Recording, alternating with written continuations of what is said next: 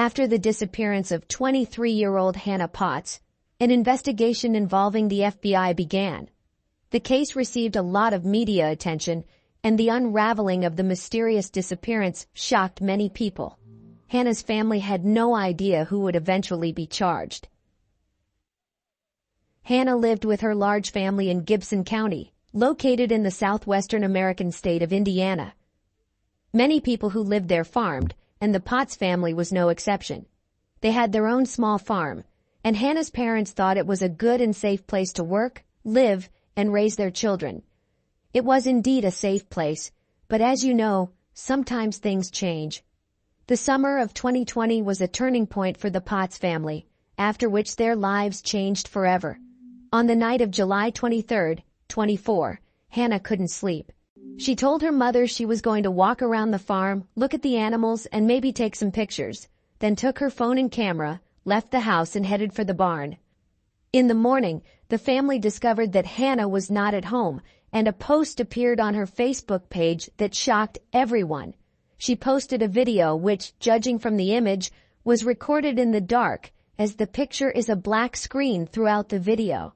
Let's listen to her heart-wrenching plea.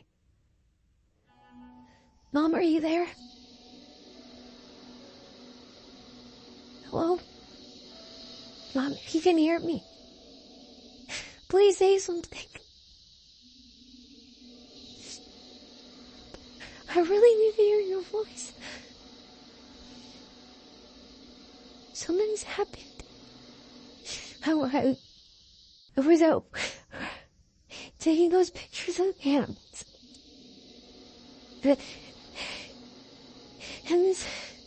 And this guy came out of nowhere. This is the same guy I saw yesterday. In the morning, in the maroon car. He grabbed me, and he pushed me into the trunk. Oh God, where are they gonna take me? Mom, please. I think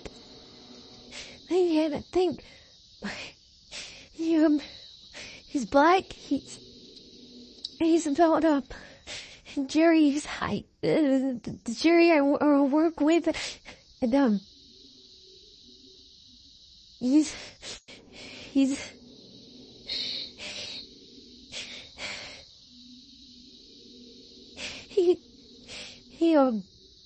his voice is deep, and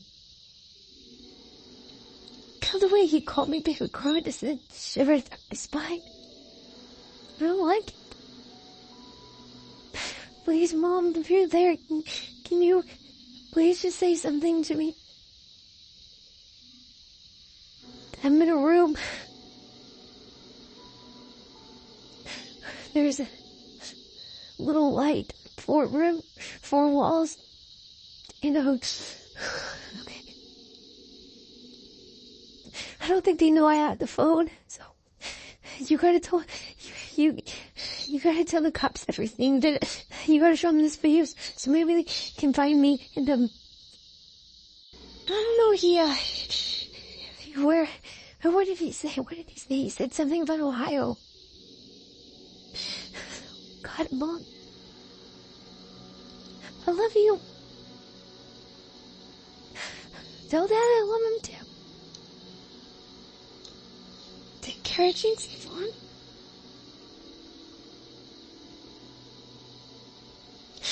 Please, if I don't make it back,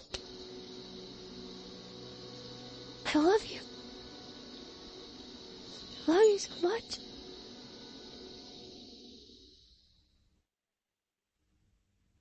Hannah's parents immediately contacted the police, taking into account all the circumstances and the fact that in such cases even minutes can change everything. The FBI got involved in the case. The video quickly went viral on social media, and the same day Hannah's kidnapping was covered by the country's major TV stations.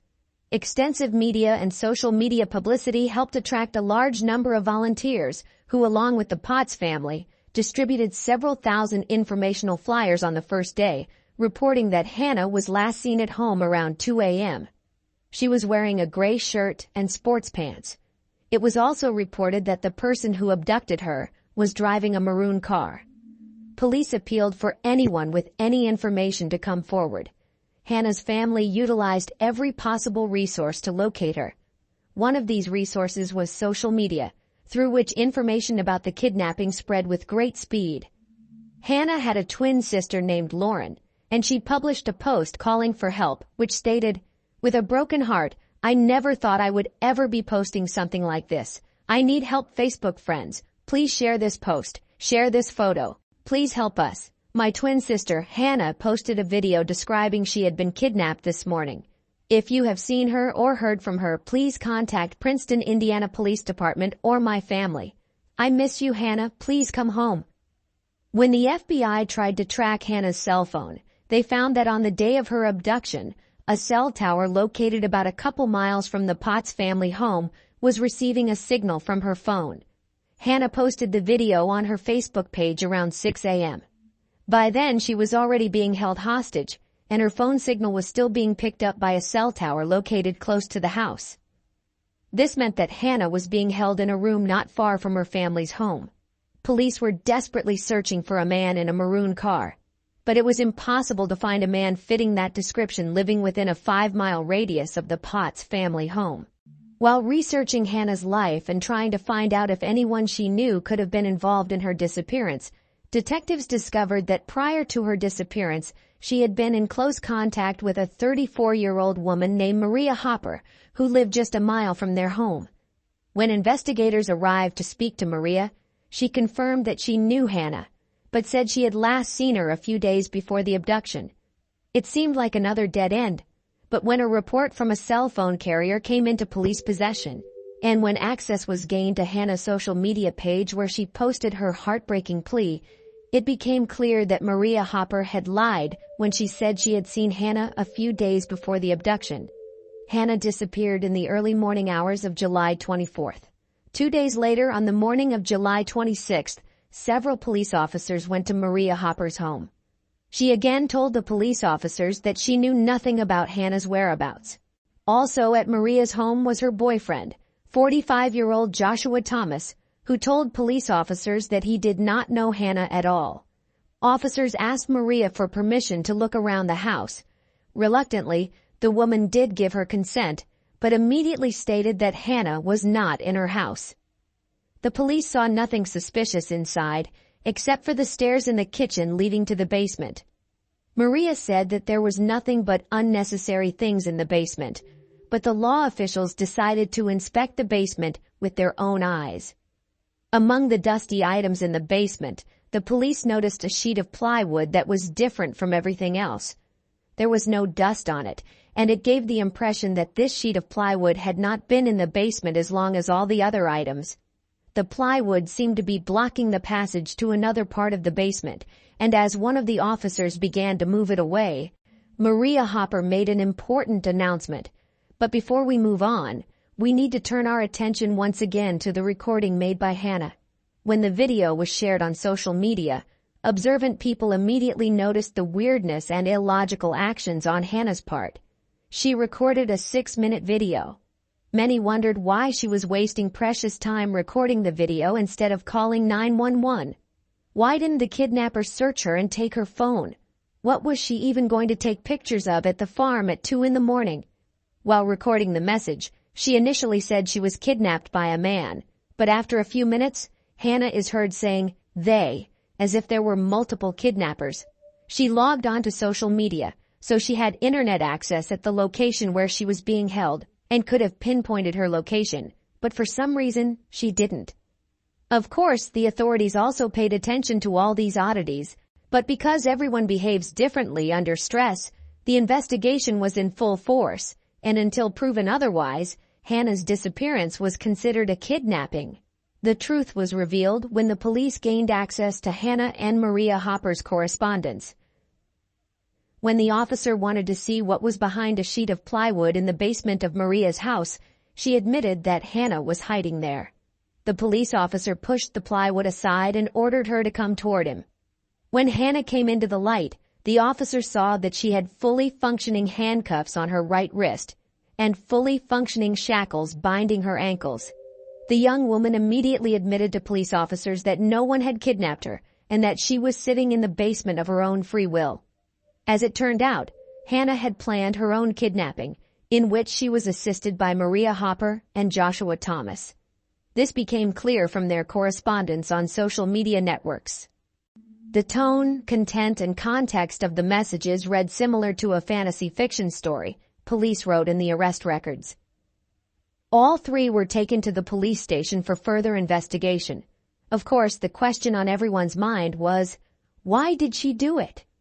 Hannah told the investigators that she was writing a book and had decided to stage her own kidnapping for inspiration and to learn how kidnapped victims feel. Maria and Joshua were characters in her story and helped her organize everything. They hid her in their basement, brought her food and drinks, and according to Hannah's own direction, destroyed her cell phone so the police couldn't trace it. The heartbreaking video that Hannah posted on her Facebook page was pre-recorded, and according to Hannah herself, she rehearsed for about a week before recording it. None of her family members knew what she was up to, and after the truth was revealed, the Potts family apologized to everyone who helped in the search and to everyone who was worried about Hannah. Her sister Brittany wrote a public apology on her social media page. In particular, it included these words: "As news is getting out there about Hannah being found, I need to make a public statement addressing it. I publicly disown nor want nothing to do with my sister going forward. She is dead to me. I hope she is prosecuted to the fullest extent of the law. My family feel extremely embarrassed and hurt by her actions and the fact she tried pinning this on a person of color. I pray no black man with a maroon-colored car was targeted due to her blatant lie. She has caused so much grief to my family and others, and for that, shame on you, Hannah. You made my 6-year-old son cry thinking something bad had happened to you. My 6-year-old baby that loved you so much. I hope you are prosecuted to the fullest extent. I have no words. I just feel like I owe the public an apology. I am so angry and embarrassed." While in the basement of her friend's home, Hannah kept a personal journal in which she admitted that she knew her social media post would go viral. Hannah Potts was charged with the false reporting of a kidnapping. Miss Potts's actions are criminal in nature.